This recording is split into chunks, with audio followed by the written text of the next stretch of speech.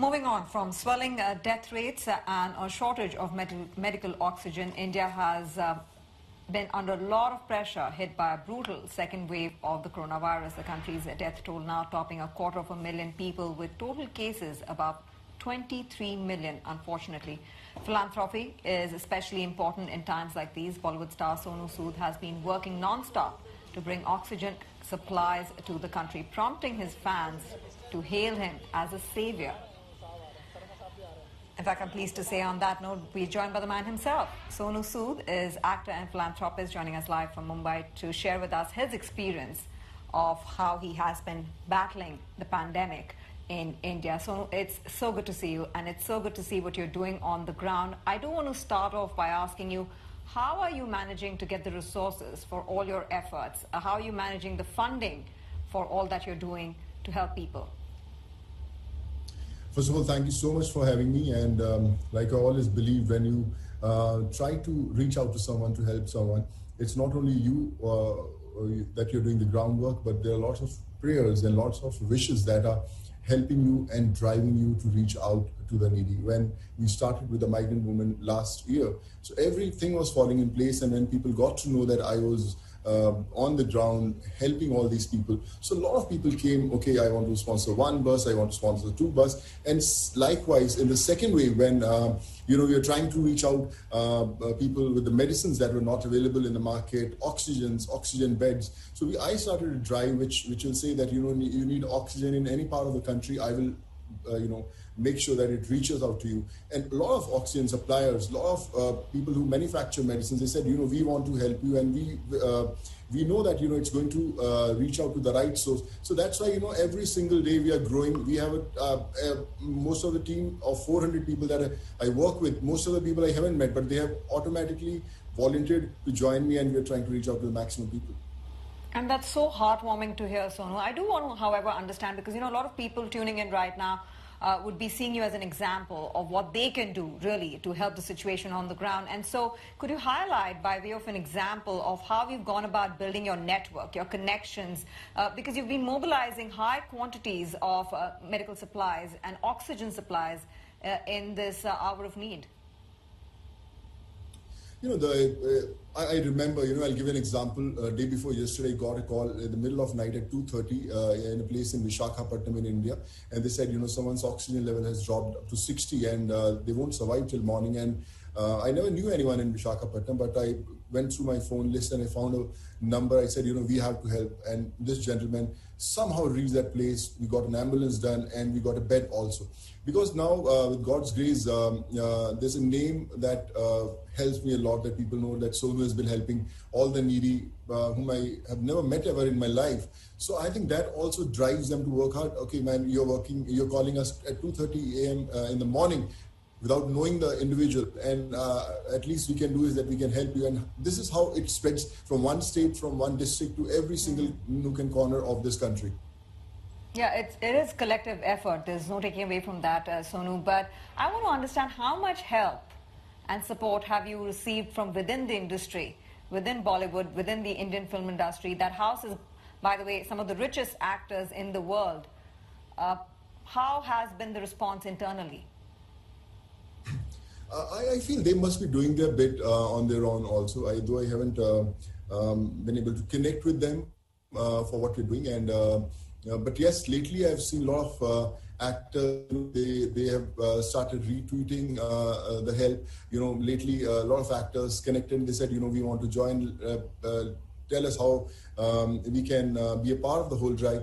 I always say to them, it's not about giving those 2 hours a day, it's about giving 24 hours. Even 24 hours seem less when a desperate call of a daughter or a parent for their kids happens. So you can't leave that, okay, my 2 hours are over and we can leave that aside. It's a 24/7 job till everything ends. And yes, people are doing, I've seen lately, a lot of actors have come forward. They're trying to reach out to people. They tag me also, and we try to help them. So it's the best part is that, everyone is coming forward. It's not about just sitting at home and baking cakes. It's about saving lives. No, the community has to do its bit. There's no taking away from that, Sonu. But How do you feel about this, at a deeply emotional level? Because this is an emotional story, this is a human story, it's also about social responsibility. This crisis has hit India hard, but what you're doing, many would say, is actually the job of the authorities, the local authorities, the state authorities, and the center.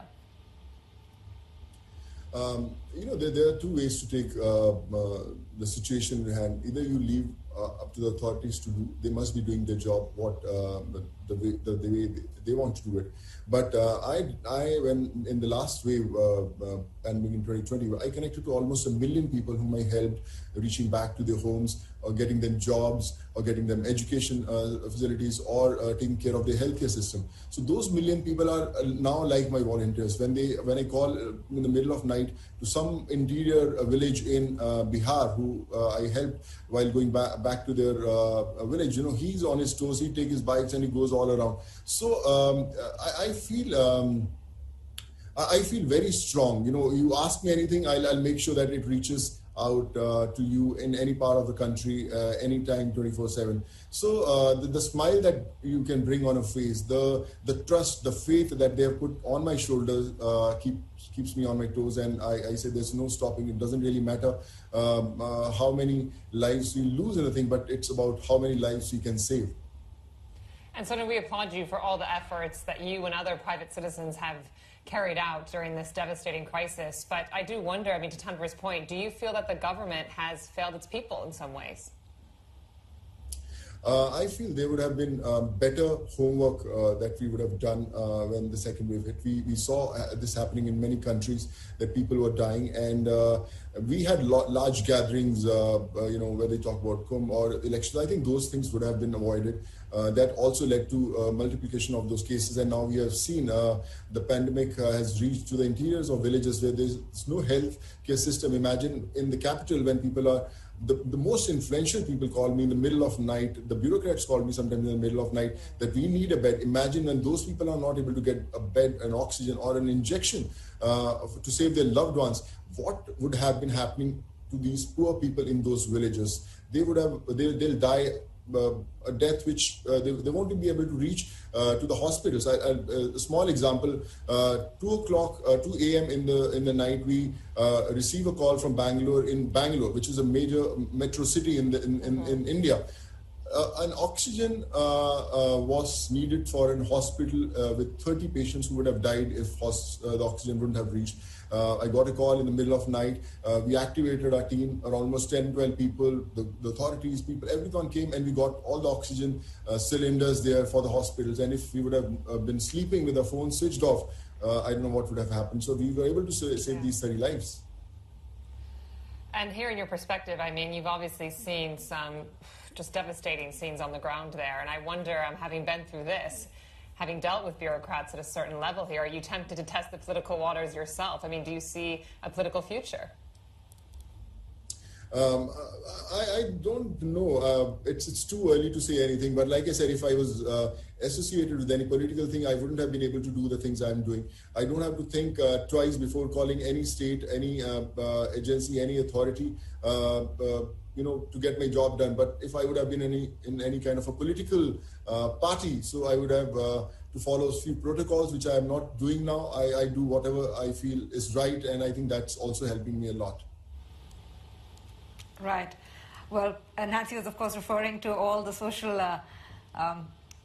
excitement that there is, or rather banter that there is going on regarding your interests to get into politics. But Sonu, I want to wrap up by getting your thoughts on the larger issue here, which is the wealth gap, right? This pandemic has made the rich richer, the poor poorer, right? And it calls for, of course, a lot of the wealthy out there to start giving back. And I don't only mean giving back money-wise, because that's the easy part.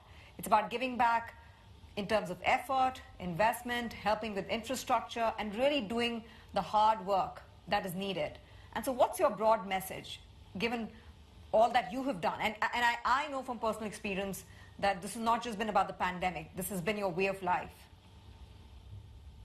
Yeah, it's my way of life. I believe that every single individual has to come forward.